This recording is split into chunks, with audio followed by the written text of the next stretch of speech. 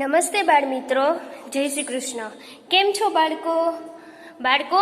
આજે આપણે ધોરણ 5 અને વિષય ગુજરાતીમાં આગળ અભ્યાસ કરીશું.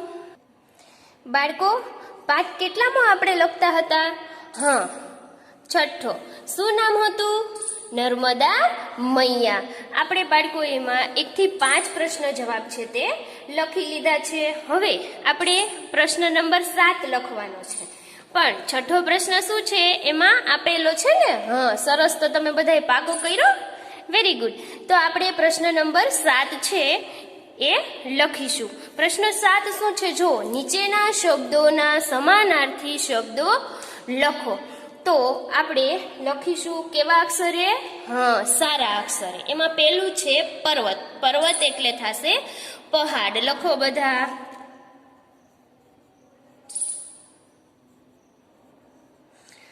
પછી નજીક. નજીક એટલે હા, પાસે.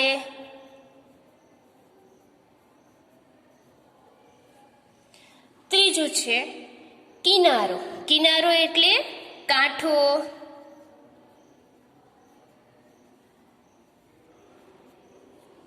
ચોથું શિલા. શિલા એટલે લખો પથ્થર.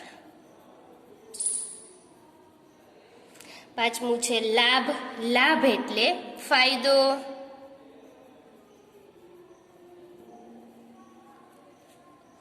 છઠ્ઠું જળ. જળ એટલે હા, પાણી.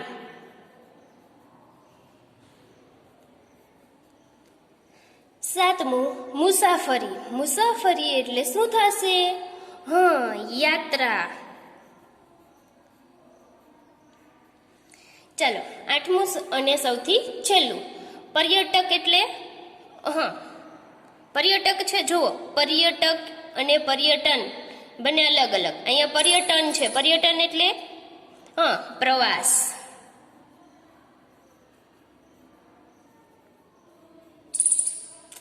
હવે પ્રશ્ન 7 અહીંયા પૂર્ણ થાય છે. હવે આપણે પ્રશ્ન નંબર 8 લખીશું. નીચેના શબ્દોના વિરોધાર્થી શબ્દો લખો. એટલે કે વિરોધ અર્થવાળા આપણે શબ્દો લખવાના છે. પૂર્વનો વિરોધી શબ્દ શું થશે? હા, પશ્ચિમ.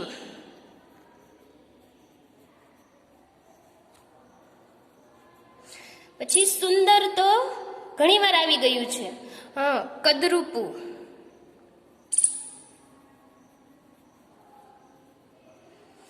ઊંચું. ઊંચે તો નીચે.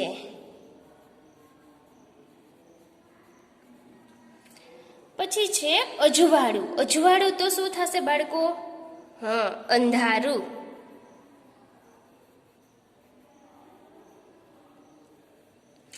પછી પાંચમું લાંબી તો ટૂંકી.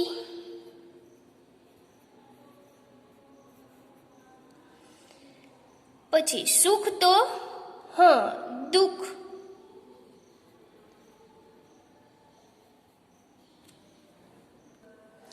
પછી સાતમું દૂર તો હા, નજીક.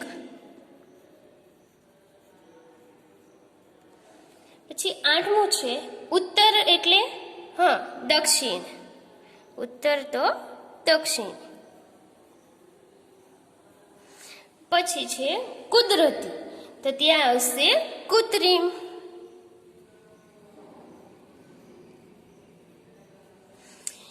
ચાલો, અહીંયા પ્રશ્ન નંબર 8 પણ પૂર્ણ થઈ ગયો. હવે છે પ્રશ્ન નંબર 9. નીચેના શબ્દોના આ શબ્દો આપેલા છે નીચે, એની આપણે શું કરવાની છે? જોડણી સુધારવાની છે. ચાલો બાળકો, હવે તો બધાને આવડી જ ગઈ હશે ને જોડણી સુધારતા? તો ચાલો આપણે સાથે સાથે લખતા જઈએ બોલીને. નૌકા વિહાર છે તો આપણે ત્યાં લખીશું નૌકા વિહાર.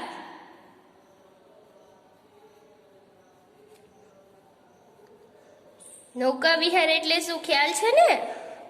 હા, કે આપણે નદીમાં હોડીમાં બેસીને નૌકામાં બેસીને જઈએ ફરવા માટે, એને આપણે એમ કહીએ ને નૌકા વિહાર. પછી છે સુરવીર.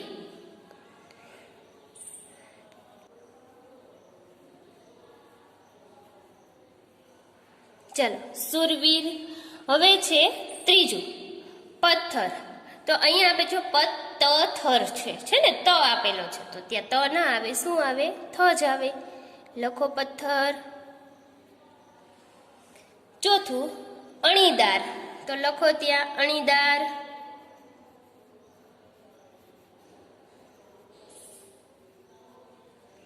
પાંચમું આજ્ઞાંકિત, લખો આજ્ઞાંકિત.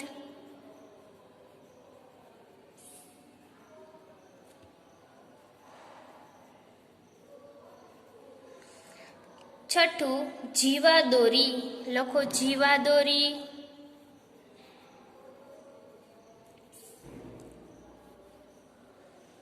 સાતમું છે વડવાઈ, વડવા ઈ, તો અહીંયા ઈ છે પણ અહીંયા શું આવશે? વડવા ઈ.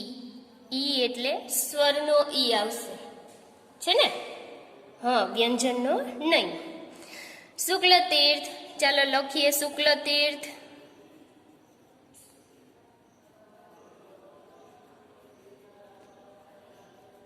અને સૌથી છેલ્લું મુસાફરી.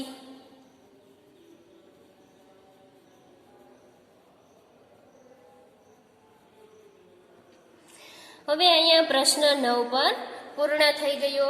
હવે પ્રશ્ન નંબર 10, કે પ્રશ્ન 10 શું આપેલું છે? જુઓ, નીચેના રૂઢિપ્રયોગોનો અર્થ આપી વાક્યોમાં પ્રયોગ કરો.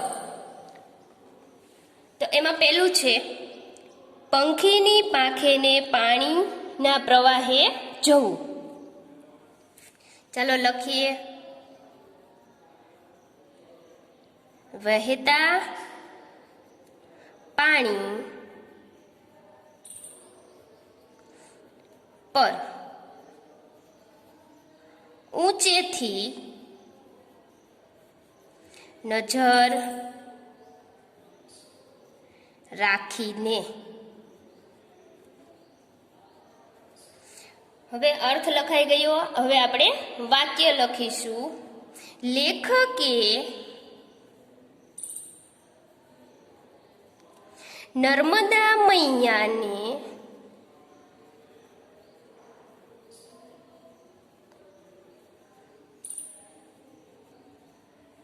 જો લેખક નર્મદા મૈયા વિશે કંઈક કહે છે, એટલે શું લખ્યું છે આપણે? લેખકે નર્મદા મૈયાનો પ્રવાસ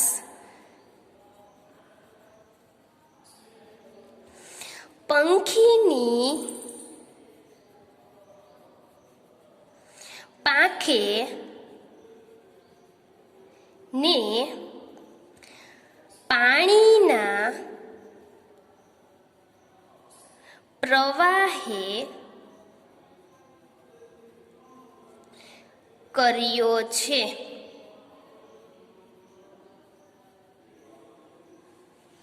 ચાલો એના પછી છે બીજું, જીવાદોરી હોવી.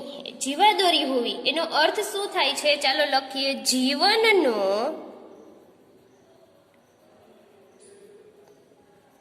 મુખ્ય આધાર હોવો. હવે વાક્ય લખીએ. નર્મદા ગુજરાતની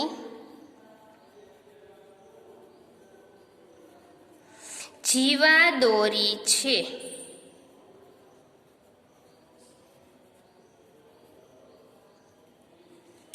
પછી ત્રીજું છે સપન ફળવા, એટલે કે એનો અર્થ લખીએ. ઈચ્છા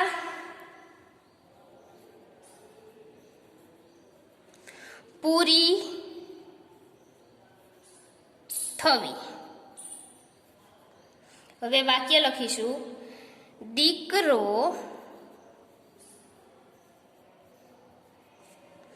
ડોક્ટર થતા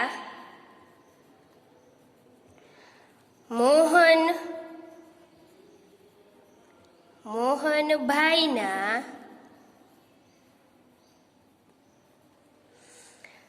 સ્વપ્ન ફળ્યા. બાળકો, અહીંયા આપણો પ્રશ્ન નંબર 10 છે એ પૂર્ણ થાય છે. હવે આપણે પ્રશ્ન નંબર 11 છે એ લખીશું.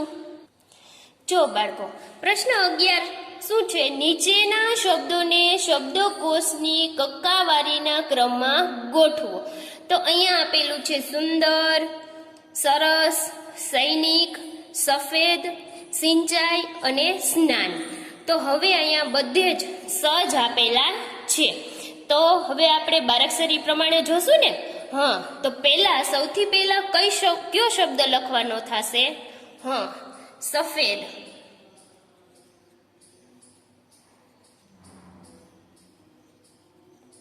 ચાલો, પછી કયો શબ્દ આવશે? હા, સરસ. લખો બધા સરસ.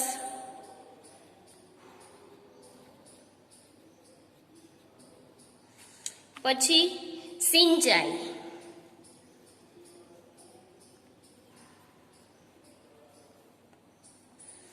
પછી સુંદર.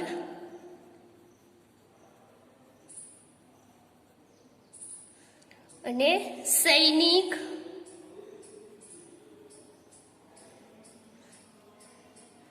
સૌથી છેલ્લો શબ્દ આવશે સ્નાન.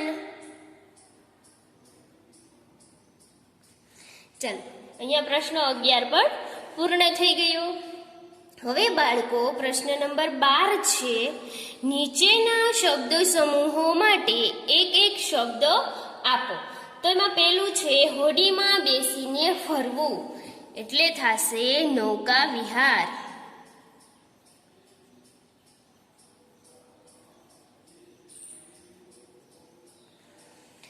બીજું છે સાંભેલા જેવી જાડી ધાર, તો લખો મુસળધાર.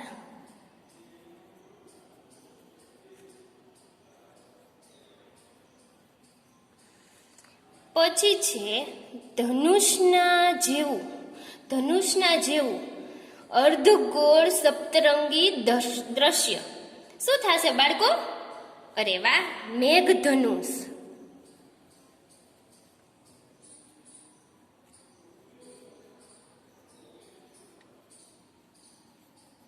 થશે ને મેઘધનુષ.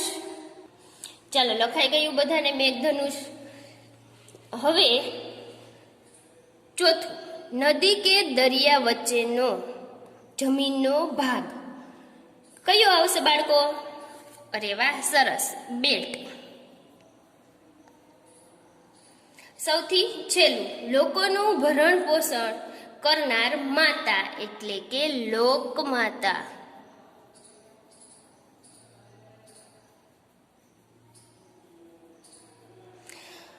હવે છે પ્રશ્ન નંબર 13. યોગ્ય વિરામ ચિહ્નો મૂકી નીચેના વાક્યો ફરીથી લખો. તો હવે આપણે યોગ્ય વિરામ ચિહ્ન મૂકીને નીચેના વાક્ય છે એ લખવાના છે. પણ કેવા અક્ષરે બાળકો? હા, સારા અક્ષરે. તો આપણે લખીશું. એમાં પહેલું આપેલું છે, ચાલો ત્યારે આજે એક નવી જ જાતનો પ્રવાસ કરીએ. એમાં ક્યાંય અલ્પવિરામ કે પૂર્ણવિરામ મૂકેલા નથી. આપણે અલ્પવિરામ પૂર્ણવિરામ મૂકીને વાક્ય લખીશું. ચાલો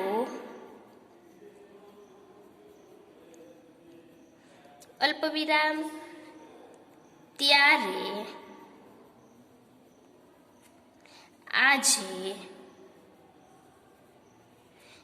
એક નવી જાતનો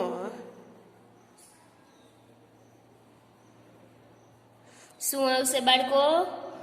હા, કહો તો બધા. પ્રવાસ.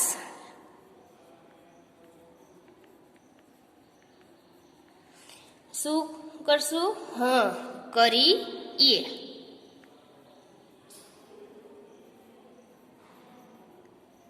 પૂર્ણ વિરામ.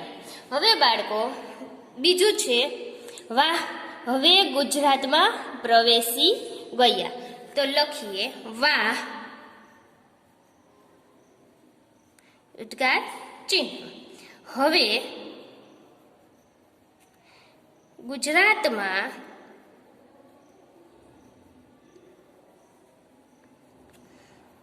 પ્રવેશી ગયા.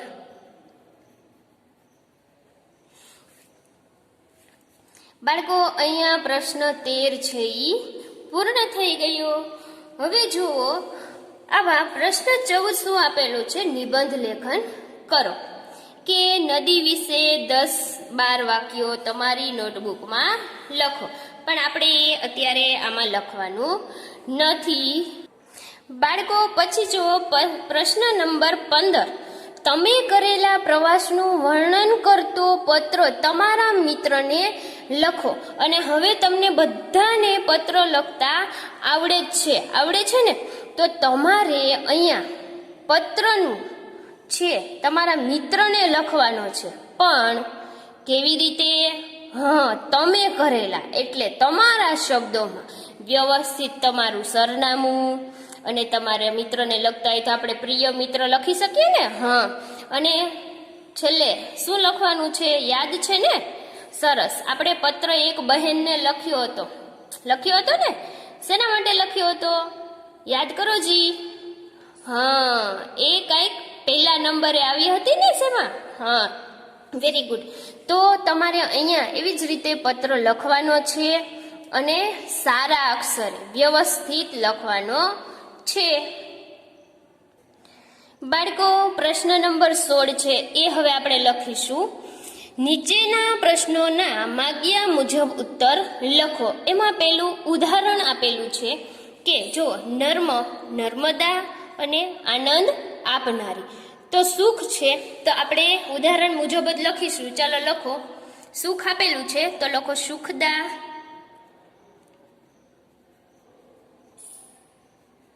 ડેશ કરીને સુખ આપનારી.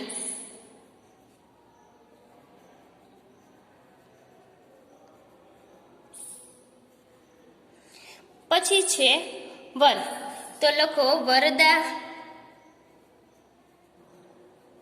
ડેશ કરીને લખો વરદાન આપનારી.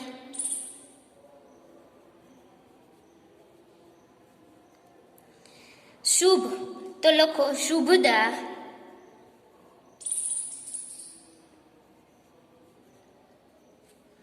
શુભ આપનારી.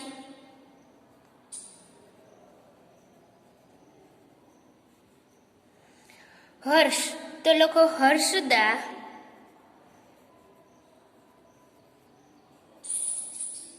હર્ષિત કરનારી. પછી મોક્ષ, તો લખો મોક્ષદા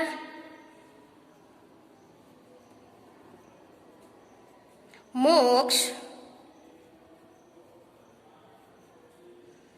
આપનારી.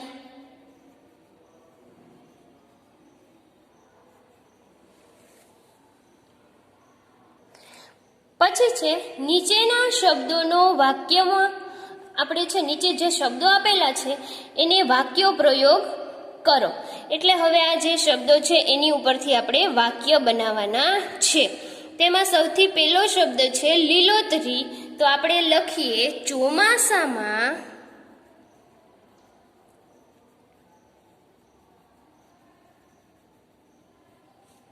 ધરતી પર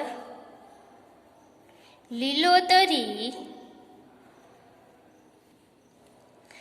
ઉગી નીકળે છે. હવે બીજું લખીએ જીવાદોરી. તો લખો નર્મદા આપણી જીવાદોરી છે. પછી બેટ, તો લખો ત્યાં નર્મદાએ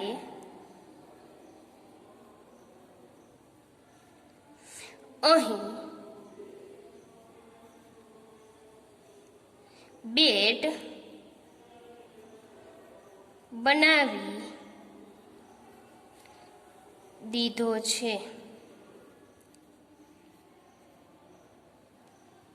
પછી છે સહેલગા એટલે લખો હોડીમાં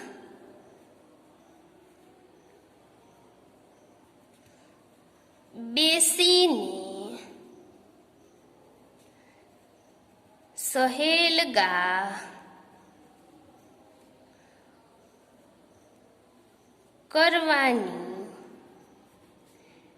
મજા પડે.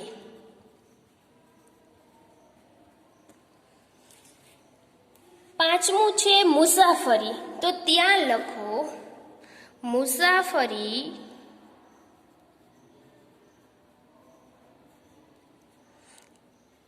કેટલી લાંબી છે ખબર છે? ક્વેશ્ચન માર્ક એટલે કે પ્રશ્નાર્થ ચિહ્ન. પછી છઠ્ઠું, ગુજરાત એક વિકાસશીલ રાજ્ય છે.